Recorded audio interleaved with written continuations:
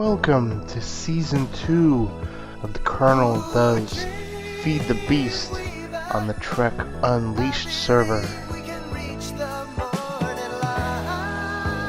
I haven't really got a proper episode 1, but I came up with this awesome idea, so I want to share it with you guys for this episode.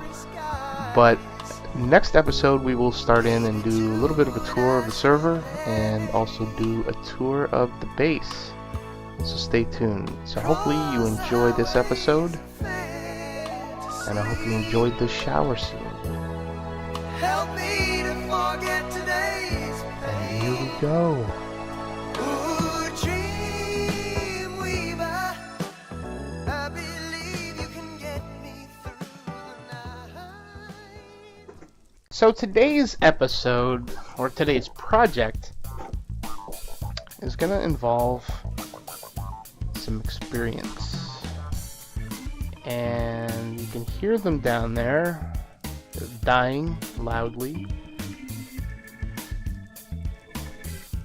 Got a little experience farm set up. Not an experience farm. Well, I guess it is, in a way. This is our mob grinder, and we're using the blaze rods right now to fuel one of the boilers that we have, and we're using the slimes to fuel scrap boxes for our mass fabricator. Now we have, I love this new quantum suit that I just got. It's I got the quantum suit leggings, which makes you go fast, although I can't fly with it, so I've still got the nano. So it is I'm still getting used to zooming around. But anyway, all of the mob juice from the grinders, which are right here,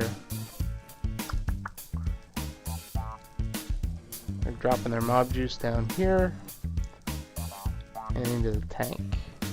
And we've got 9 million buckets, or whatever they are.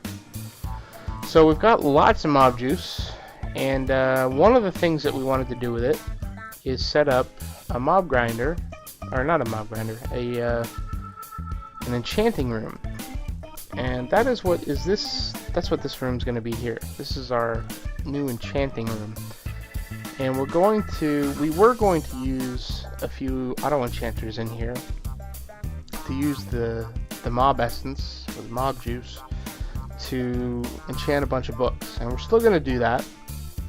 But in order to enchant the books or put the enchantments onto things, you need experience. Now we have a mob experience farm set up across the base, but it's slow. And if we want to put multiple enchantments on, we gotta wait a couple minutes and, you know, do this, do that.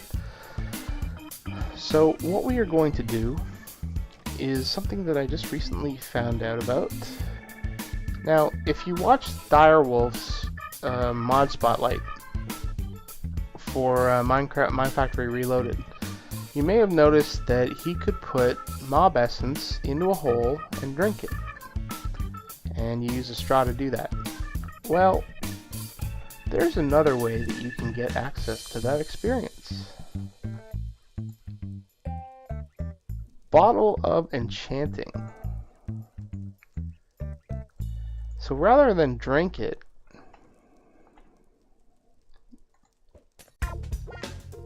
see that? I went from level 30 to 31.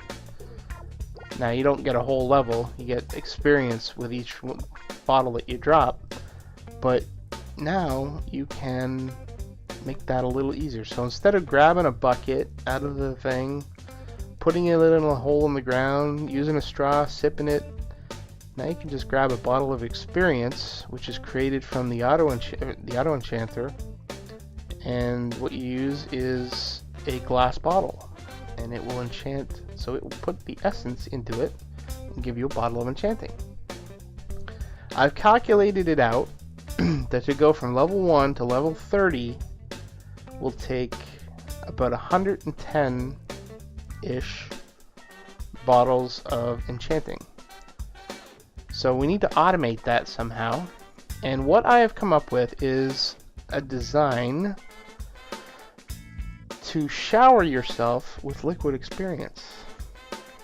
Oh yes. So to do that, I need to somehow automate getting the bottles done. Now, when you enchant bottles, and there's a similar mechanic when you're enchanting books as well. If you put a full stack of bottles in here, actually let me do the books first.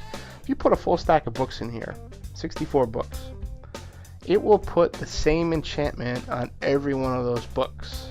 So you'll have 64 books of the same enchantment. When you put 64 bottles in the enchanter at the same time, it will enchant 1 bottle of experience. So obviously you need to figure out a way to get 1 bottle in at a time and then pull that bottle out. And I had some really horrible issues trying to pull the bottle out, and I think I was overthinking it. Well, I know I was, because I posted something on the FTB forums, and somebody pointed out the easy solution to that, which was to use my AE system with a filter, which I wasn't using before. So to pull out the bottles of enchanting, you set a filter. If you don't set the filter, then it's going to pull out not just the bottle of enchanting, but it's also going to pull out any bottles that come in. So you won't actually get anything enchanted. So you set the filter for a bottle of enchanting. I've got it set to always active and remove single items. I've got it pointed away right now because I don't want anything going back in the system yet.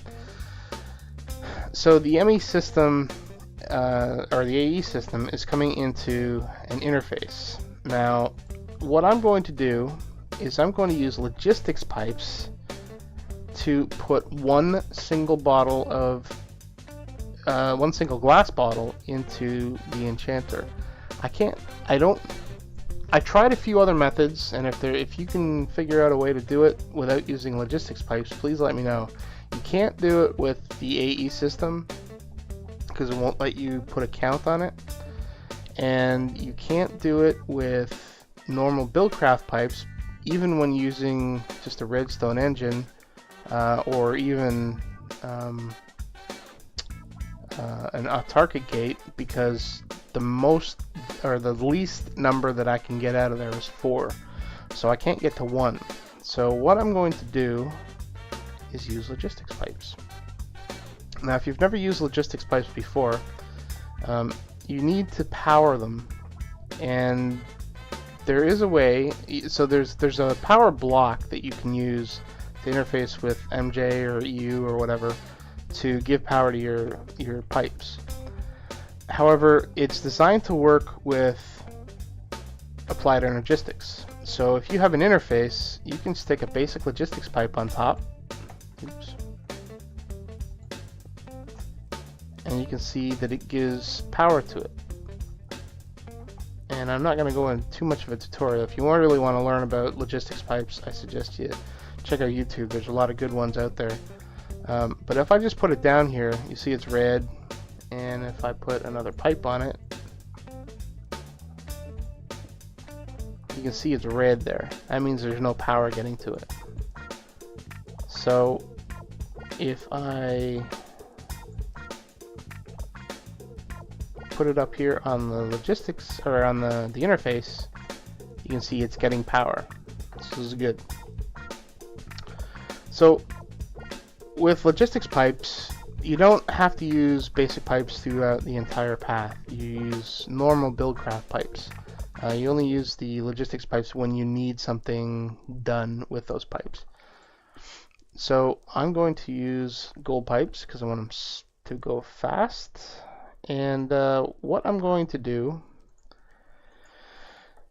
is, so this is providing the power. Now I need to actually pull items from the AE system, and to do that, first I'm going to use a provider logistics pipe. So this is going to provide from the AE system whatever item that I want it to provide. Now I need this to provide, and I don't have any with me, glass bottles. just going to use one. And to interface with the logistics pipes, you use a wrench.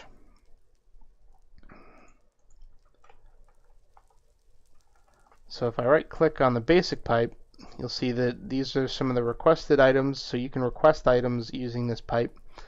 And you can also set it as a default route for anything from here going back in. But we don't need to set that today. But we do need to set the provider pipe.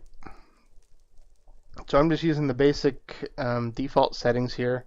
And what I'm going to do is put one glass bottle in here. So this is going to provide one bottle into whatever is requesting it. And that's it. So then I run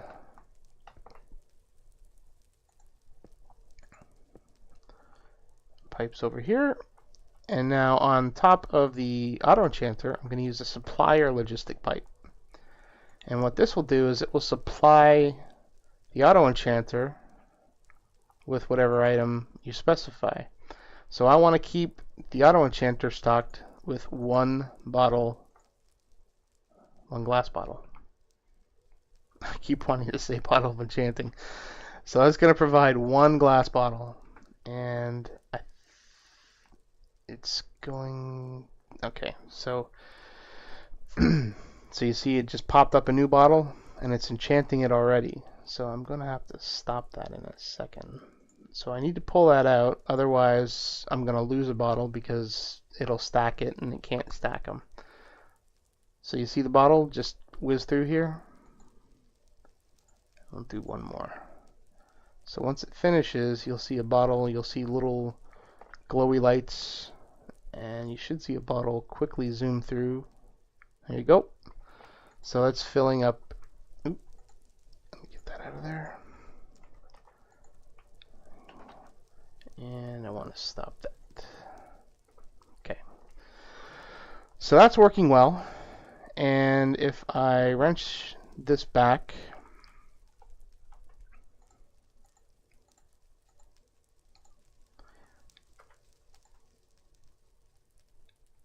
there it goes.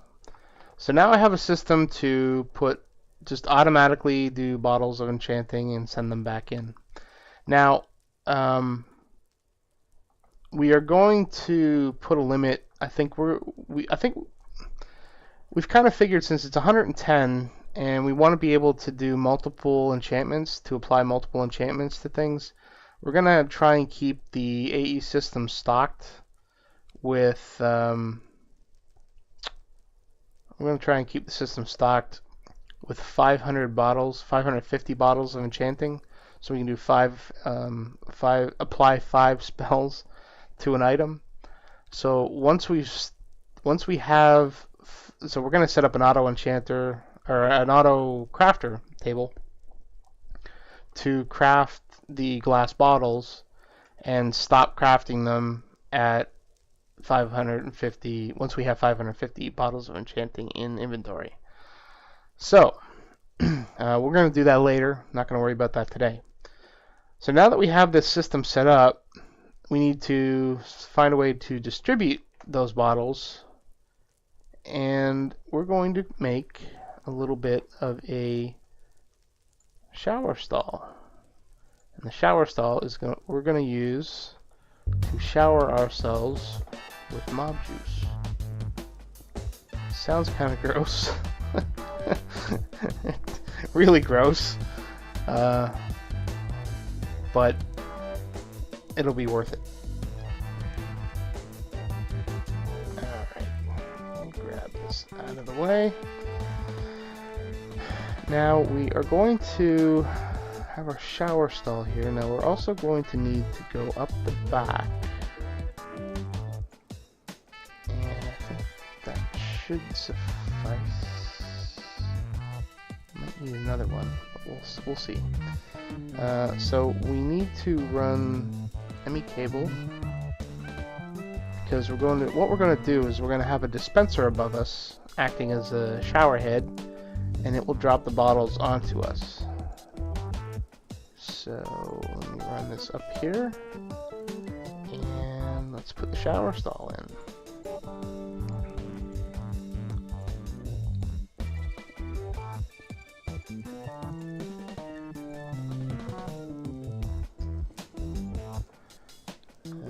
Alright.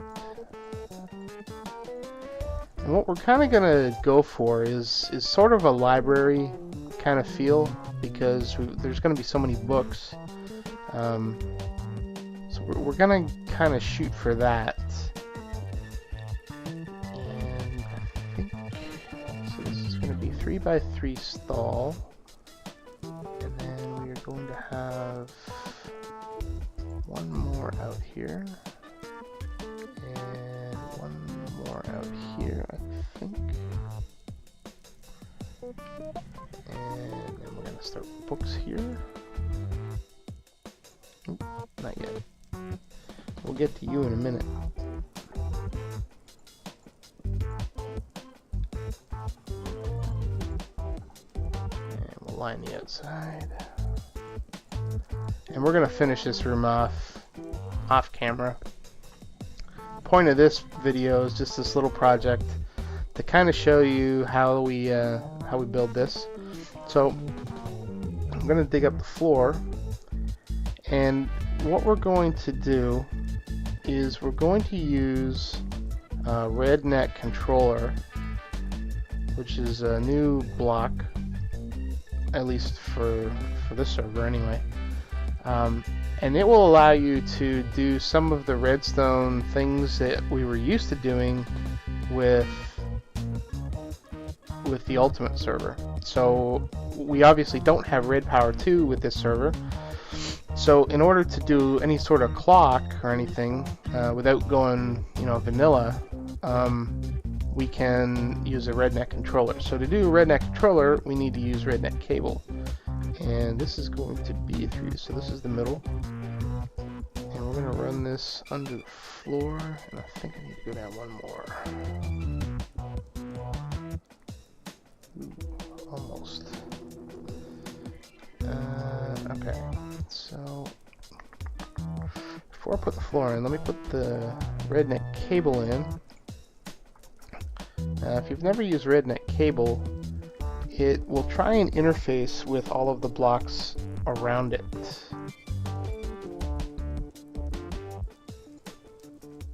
And actually, it's not trying to do that here. So if you use a wrench on the red part here, just to show you an example. So this is what I was actually expecting right off the bat. So this is a connection mode. So standard connection mode is, I thought it interfaced with the blocks, but I guess it doesn't. So I don't think I need to change it, but I'm going to change it anyway just to, well, no, I don't need this one changed because I'm going to use this for a pressure plate. So when we stand on the pressure plate, all of the whatever in the dispenser is going to come raining down on us. So I will need to do it for the rest of these though. So I want to make them cable only. Oops. So you see it's set to cable only connection mode. So basically it's not going to connect to anything unless there's a cable connected to it, and it will only connect to that cable. So that's cable only, and this is cable only, and I do need it over here, so this is cable only. And we're going to come up, and I think this is where I'm going to put the RedNet controller. So I'm going to leave this as normal connection mode. And okay, so I think we're finished with the floor. So let me put the floor in here. Got a nice little decorative block.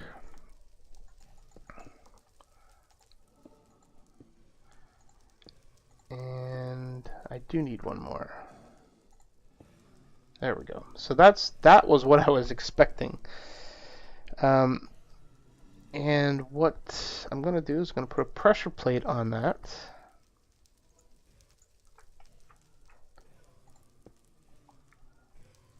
So that's a white color, and you can have 16 different colors in a cable. So it acts like a bundled cable. So there we go. So there's the basic stall. Oops. Still getting used to the fast boots. Okay, so let me fill some of this back in and get the RedNet controller all ready to go.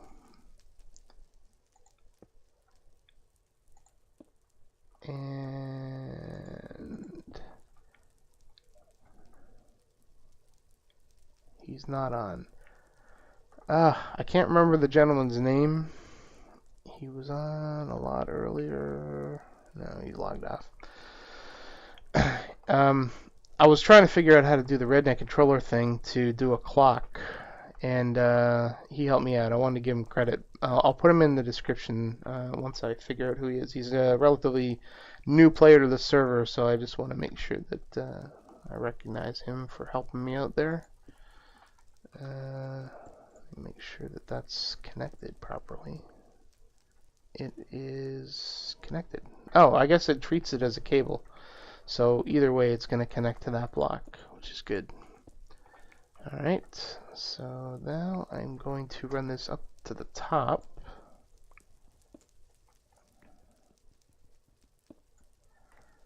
And so I'm going to drop this here. And I need to set that. Cable only. Cable only. Cable only. Cable only. And oops. Cable. Oh. So that's not connecting. So I do need to do that. Okay. So now the color here is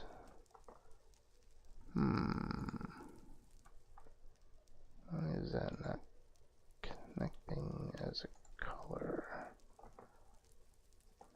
Maybe it is. Nope, don't want that.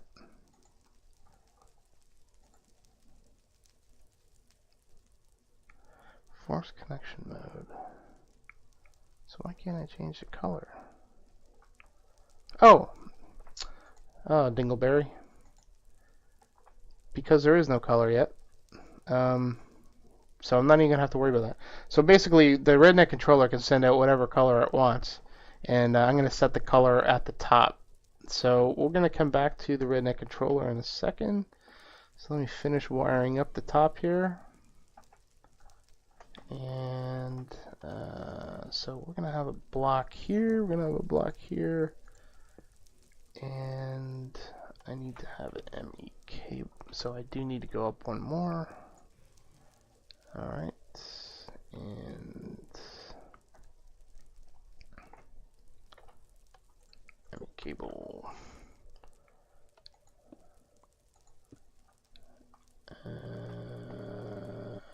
Yep. Okay, that's good. And I need a RedNet cable.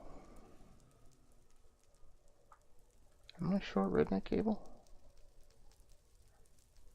How is that possible? Huh.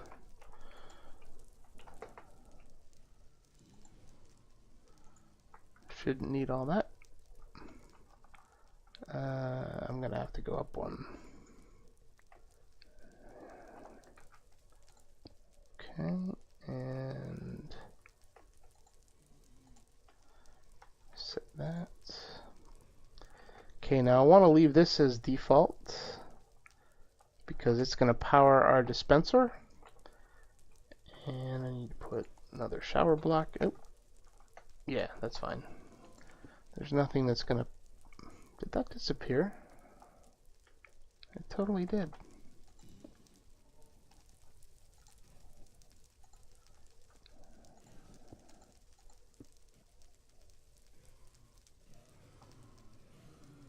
I'm short a block. Something is messing with my mind here. I shouldn't be short a block. So that was an infernal block. Alright, so get that finished. Alright, you saw it. Disappearing blocks. That's gonna drive me nuts. Okay. So I have the dispenser. Now I cannot do the dispenser flush because I need two sides for it. So, so this should work. Okay.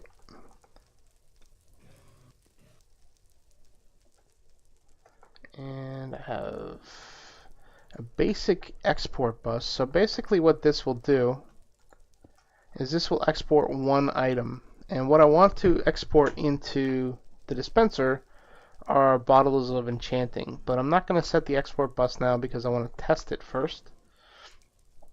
And we'll just put some cobblestone in here. Okay, so we're connected. So if I step on this, I should get one. Actually, I probably won't get any. Yeah, I won't get any because we haven't configured the RedNet controller yet. So the RedNet controller, in order to do it so that when I step on, so I couldn't find any tutorials or anything on any implementation that anybody's ever done using a RedNet controller where you stand on a pressure plate and it basically does a repetitive clock to, like we're going to use with the dispenser. So for me to do that, you need to, and this is where the user came in that gave me the suggestion. So what I want to do is I want to set a pass-through. And so the signal is coming in, so these are down, up, front, back, right, left, constant, and variables. And so the opening determines the directionality. So the opening facing you, so this is going to be left, right, back, front, and up, and then down. So we're going to pass through the signal from the downside, and it's white, and we're going to stick that in variable 0. So it's going to remember that variable 0 is whatever the signal is that's coming in from the downside, and that's going to be the pressure plate. So then we go to page 2, and what we want to do is we want to set a timer, and we want the timer to basically, so we set it as a constant, and the number here is going to be how often, and I tried this earlier, so this RedNet controller actually remembered the configuration, so I don't have to redo it, which is, I guess, good for me. So 1 is the period of the square wave. So a square is basically going to be off, and then it's going to be on, and then it's going to be off, and then it's going to be on, and then it's going to be off, and then it's going to be on. So that's where you get the square wave. So this is the period, so it's going to be pretty quick. 0 is too fast, and I think 1 is perfect for what I'm trying to do here. So we're going to have potentially 110 bottles of experience that we're going to want dropped on us. So in order to do that, we want them to drop pretty quick. Otherwise, we might as well just go to a mob spawner and grind the experience away. So we're going to use the 1 as the constant period for how frequently it drops the bottles on us. So this is the clock pulse. And we're going to stick the clock pulse in variable 1. So now we've got the pressure plate in variable 0, and we've got the clock pulsing in variable 1. So then we go to the third page, and this is where we set an AND condition. So what it's going to do is it's going to look at variable 0, which is the pressure plate, and it's going to AND it with the signal coming from the clock. So when both of them are high, it's going to send a signal out. So when I'm standing on the pressure plate, this is going to be a constant signal. And then the clock is always going, so when it's off, it's not going to send a signal. When it's on, it will send the signal out the other side. So if I'm not standing on the pressure plate, it won't send anything at all, because regardless of whether the clock is a high signal, I'm not standing on the pressure plate, so there's nothing coming in. So you're going to always have a zero condition. So this is how you get this to work with the RedNet controller. And this basically reproduces what you could do in Ultimate with Red Power 2's Redstone timer block. And you could set the duration of the timer there, and you could also give it a redstone signal and it would stop it. So it's the same behavior. This is how you do it with the RedNet controller.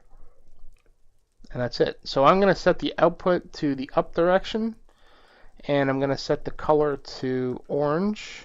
So the output's going up. Now I need to go back up top and set the output to orange. And I've blocked myself in.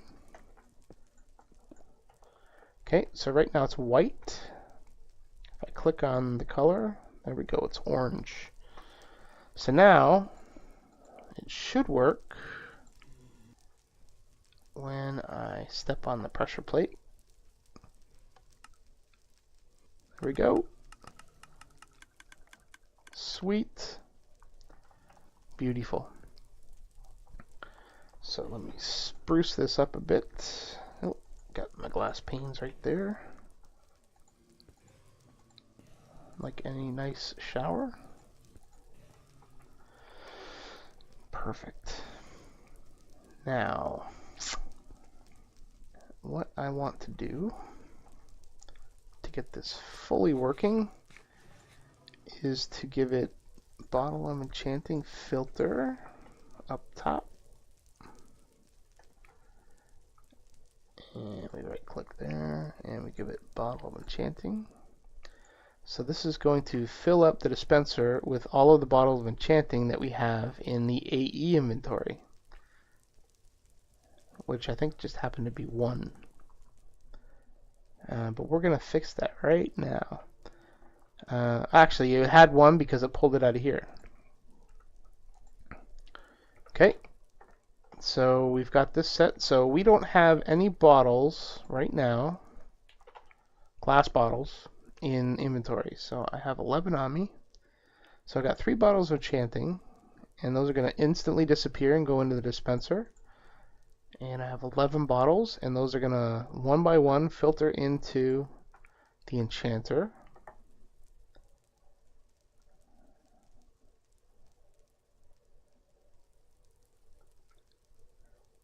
Gets sucked out, new bottle comes in. Perfect.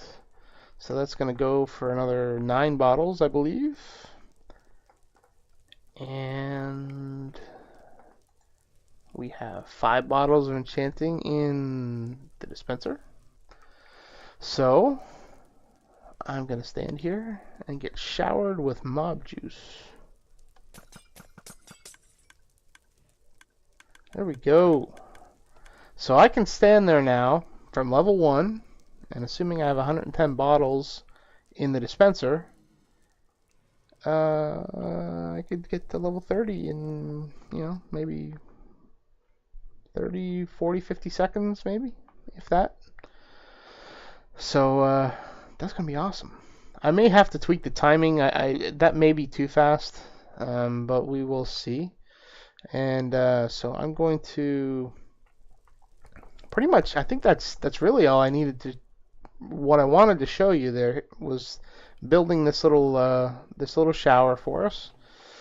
I'll probably put some lights in here just to make it nice, and we'll spruce this up a bit, and hopefully the next time you see this, we'll have a full-fledged enchanting room with an anvil here, and we'll have to figure out a way to work out the enchanting books.